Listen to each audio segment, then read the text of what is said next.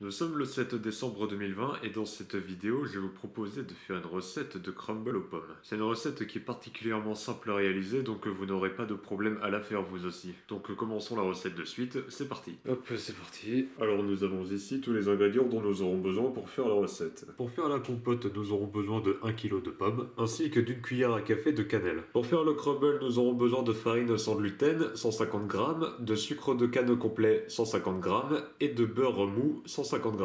Dans un premier temps, on va s'occuper de la compote. Pour commencer, on prend une casserole qu'on remplit avec un petit fond d'eau qu'on va mettre sur le feu. Après, on va s'occuper de la découpade des pommes. La découpade sera très simple, il suffira juste de couper les pommes en petits cubes. On coupe en deux la pomme, on coupe les moitiés en deux, puis en petits carrés. Et après, on met les morceaux dans le saladier. Et on fait ça pour toutes les autres pommes.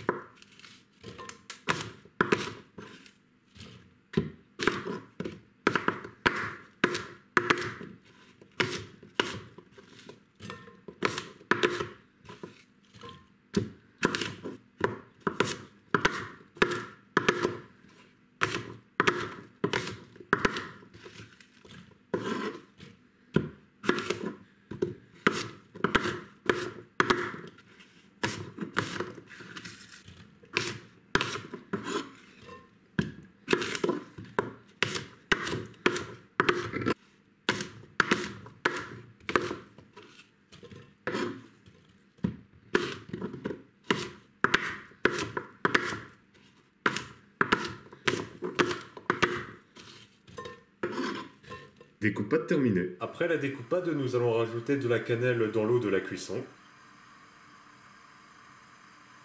Et nous mélangeons un peu.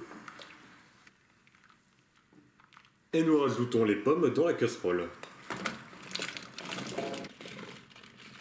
Et nous mélangeons les pommes avec l'eau de cuisson de façon à ce que les morceaux de pommes soient bien imprégnés de la cannelle.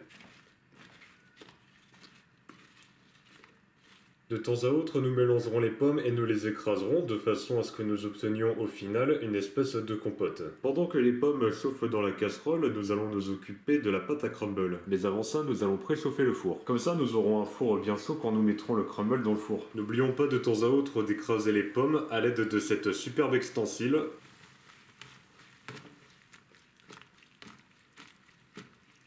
Ainsi que de les mélanger.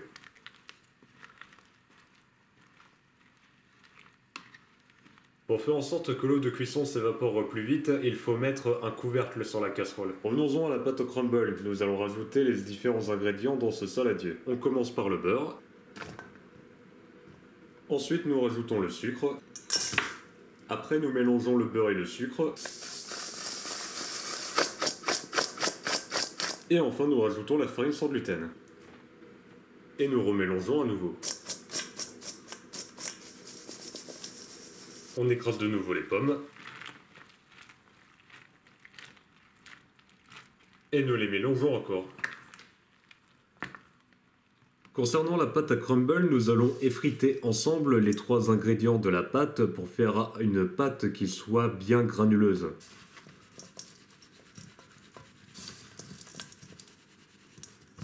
D'où l'intérêt d'avoir du beurre mou afin de faciliter l'effritage de la pâte.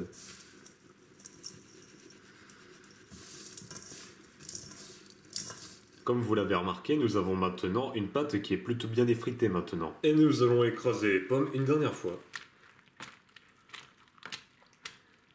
Alors nous allons éteindre le feu de la cuisson des pommes et je vais vider l'eau de cuisson des pommes. Maintenant, ce que nous faisons, c'est que nous mettons les pommes dans le fond du moule.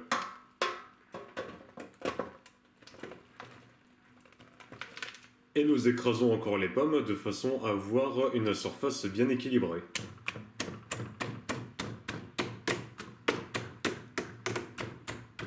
Après, nous mettons la pâte à crumble sur la compote. Ensuite, il faut répartir la pâte à crumble sur toute la surface de façon à ce que l'on ne voit plus les pommes.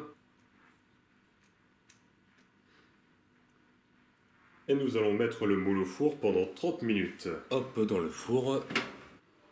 Du coup, on se retrouve dans 30 minutes pour la suite de la recette. Après 30 minutes de cuisson, nous allons pouvoir sortir le crumble aux pommes du four. Donc, on éteint le feu, on ouvre le four.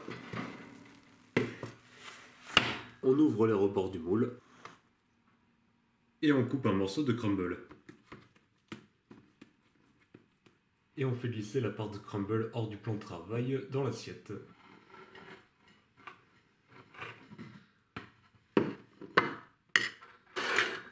Bon, malheureusement, au niveau esthétique, les parts de crumble aux pommes dans une assiette, ça marche pas très bien. Du coup, je vous conseillerais plutôt de mettre votre crumble aux pommes dans des ramequins plutôt que de mettre dans des moules comme ça. Ou alors vous attendez que le crumble aux pommes refroidisse et vous reproduisez l'étape de la glissade sur l'assiette. Alors, suite à cette tentative ratée, j'ai décidé de mettre le crumble aux pommes dans le frigo afin de le laisser refroidir. Du coup, j'ai retenté de couper une part de crumble aux pommes.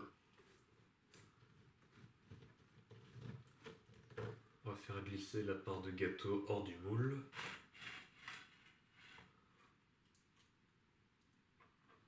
Là, cette fois-ci, la part de crumble aux pommes est beaucoup plus solide. Du coup, comme conseil, si jamais vous utilisez un moule pour faire votre crumble aux pommes, attendez que le crumble aux pommes refroidisse avant de vous servir. Ça vous permettra d'avoir une part de crumble qui ne se casse pas en mille morceaux. Sur ce, la vidéo est maintenant terminée. J'espère que la recette t'aura plu. Sur ce, à la prochaine.